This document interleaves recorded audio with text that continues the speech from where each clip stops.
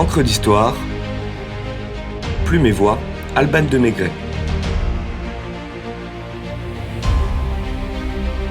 Isadora Duncan, danseuse de sa vie.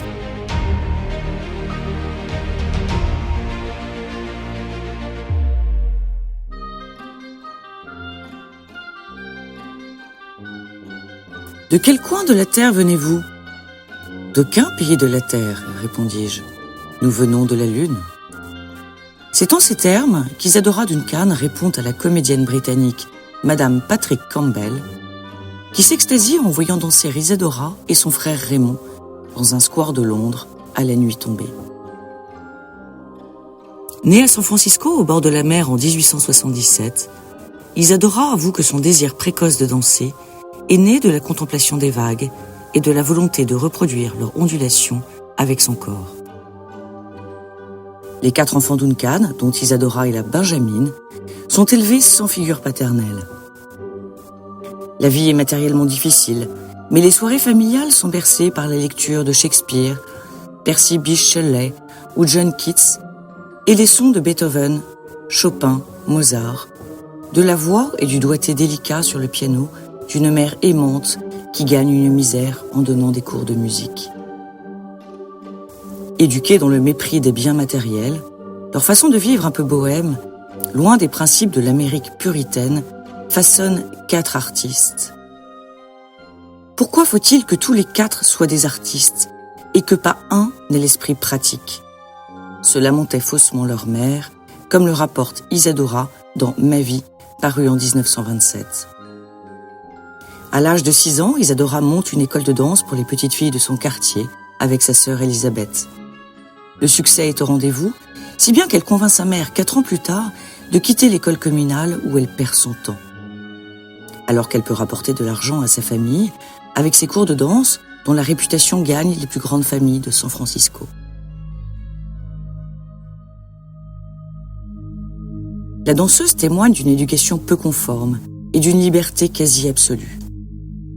Petite fille, je n'ai connu ni jouets, ni distractions enfantines. Je m'échappais, souvent seule dans les bois ou au bord de la mer, et je dansais.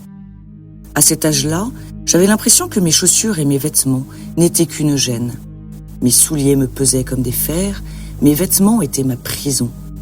Alors, je les ôtais, et loin de tout regard, je dansais nue au bord de la mer. Affranchie des règles académiques qu'impose l'époque, Isadora fait valser dans un tourbillon, tutu, corset et demi-pointe. C'est donc pieds nus et sous une toge en mousseline transparente qu'elle exerce son art avec une fluidité inédite, dans laquelle transperce une ferveur quasi mystique. Immobile, laissant la musique l'imprégner, elle attend de sentir le mouvement s'éveiller et s'imposer, et danse inlassablement devant les personnes qu'elle rencontre et qui ne peuvent rester insensibles.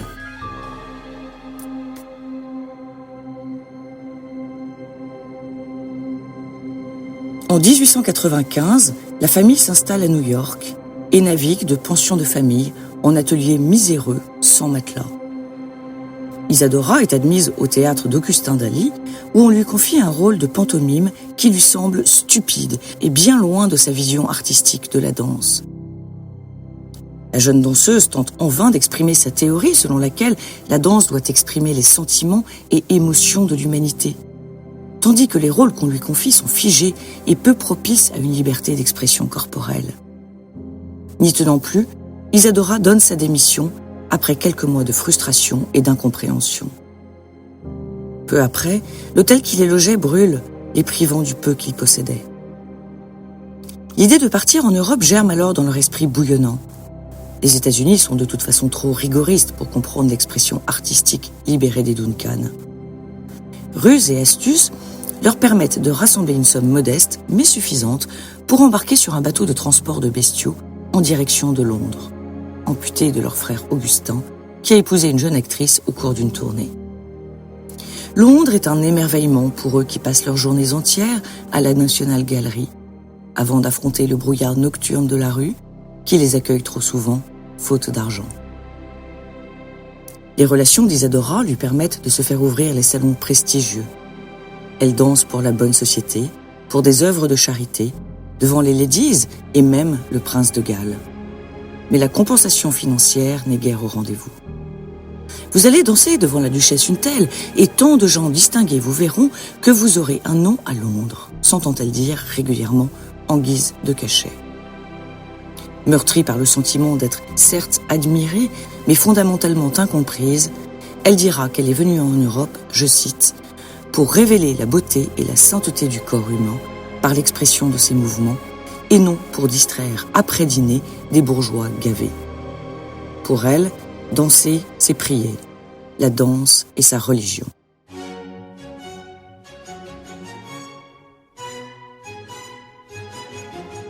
Son frère Raymond, parti à Paris, presse sa famille de le rejoindre. Ce qu'elle fait au tournant du siècle. Le Louvre devient leur nouveau refuge et Raymond y copie les vases grecs toute la sainte journée.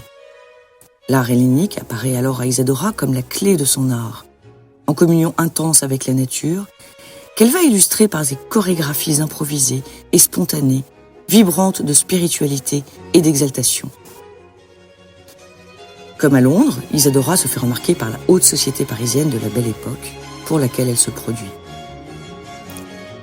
Elle enchante la comtesse Greffule, l'une des reines de Paris, et rencontre toutes les figures marquantes de la ville lumière à la veille de l'exposition universelle de 1900. C'est ainsi que, gamine américaine sans éducation, j'avais trouvé de façon mystérieuse la clé qui m'ouvrait les cœurs et les esprits de l'élite intellectuelle de Paris. Paris qui, dans notre monde moderne, est ce qu'était Athènes à l'époque glorieuse de la Grèce antique. Antoine Bourdelle, Victorien Sardou, Maurice Denis, Auguste Rodin, son idole, Eugène Carrière, pour ne citer qu'eux, tombent sous le charme de la gracieuse danseuse. Louis Fuller, sa compatriote pionnière dans la danse moderne, devient une amie chère. Isadora la suit pour une tournée en Allemagne, mais lui vole rapidement la vedette. Elle fonde 3 écoles de danse, l'une en Allemagne, que ses élèves, les Isadorables, rendront célèbres, l'autre à Meudon et la dernière en Russie.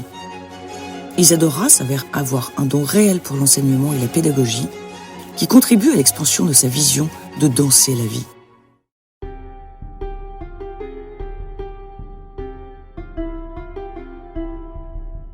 La famille se rend en Grèce durant un an en 1903. Vêtue de tunique et chaussée de sandales, elle rêve de faire revivre le théâtre d'Échille, en faisant chanter les enfants du quartier, devant le temple de Dionysos au pied de l'acropole. Le roi Georges assistera à l'une des représentations. Pour des raisons économiques à nouveau, les Duncan doivent quitter Athènes et entreprennent une tournée en Europe de l'Est. Après tout, ne sont-ils pas des voyageurs du monde, apatrides, tout droit descendus de la Lune? Mère de 2 enfants nés de 2 pères différents et hors mariage, Isadora, conformément à l'éducation qu'elle a reçue, sort des normes conventionnelles et privilégie sa liberté. Ayant déjà connu la misère, la vie ne l'épargne pas pour autant. L'événement le plus dramatique est sans conteste la mort de ses enfants, Deirdre et Patrick, avec leur nounou en 1910. Un accident provoqué par la négligence stupide du chauffeur qui provoque la chute de la voiture dans la Seine, voyant ses pauvres occupants prisonniers et noyés. 4 ans plus tard, Isadora aura un nouvel enfant qui ne vivra que quelques heures. Le 14 septembre 1927, alors qu'elle roule sur la promenade des Anglais à Nice, sa longue écharpe qui flotte au vent se coince dans la roue de son cabriolet Amilcar GS. Éjectée de la voiture, la danseuse est fauchée à tout juste 50 ans. Si la presse annonce une mort affreuse, nous ne pouvons occulter le caractère poétique de sa dernière danse. C'est donc le long de cette mer qu'elle aimait tant, du fait d'un voile dont les ondes rappellent celui des vagues, qu'elle termine sa vie mouvementée. Je suis née au bord de la mer et j'ai remarqué que tous les grands événements de ma vie se sont produits au bord de la mer, peut-on lire dans son autobiographie. Théoricienne d'une danse moderne et révolutionnaire, la Californienne a marqué les esprits de son époque et laissé une forte influence sur son art. Fascinée par la Grèce antique, elle fait revivre le rythmique grec. Il s'agit d'un mouvement juste et harmonieux, d'une symbiose entre le corps et l'esprit, telle une extase dionysaque, mentionnée par Nietzsche en 1885 dans Ainsi parlait Zarathustra. Je cite. « Par le chant et la danse, l'homme manifeste son appartenance à une communauté supérieure. Il a des appris de marcher et de parler, et dansant, il est sur le point de s'envoler dans les airs. Ses gestes disent son ensorcellement. Il se sent Dieu. Il circule lui-même extasié, soulevé, ainsi qu'il a vu dans ses rêves marcher les dieux. » Laissons au peintre Eugène Carrière le mot de la fin. La danse d'Isadora Duncan n'est plus un divertissement. C'est une manifestation personnelle, une œuvre d'art vivante, et qui nous incite à réaliser les œuvres auxquelles nous sommes nous-mêmes destinés.